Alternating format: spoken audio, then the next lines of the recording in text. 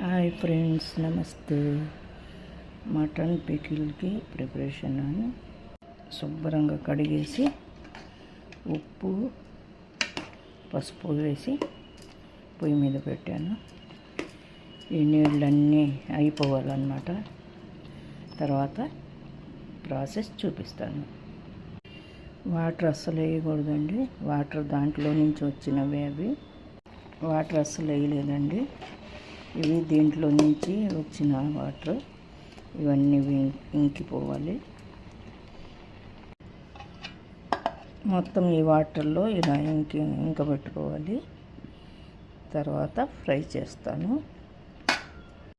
వేరుశనగ నూనె 1 గ్లాస్ వేసాను. నూనె కాగిపోయింది. వేరుశనగ నూనె, అందుకని కొద్దిగా నొరుగు వస్తుంది అన్నమాట. మొత్తం వేసేసాను. ఈ నూనెలో సరిపోయింది. దీనికి బాగా ఫ్రై అవ్వాలి. 1 గ్లాస్ అల్లం పేస్ట్. ఇది బాగా ఫ్రై అయిపోయిందండి. అల్లం పేస్ట్ బాగా ఫ్రై చేసుకోవాలి. ఇలా బాగా ఫ్రై అవ్వాలి. ధనియా, లవంగ చెక్క, పువ్వు, ధనియా లవంగ పౌడర్,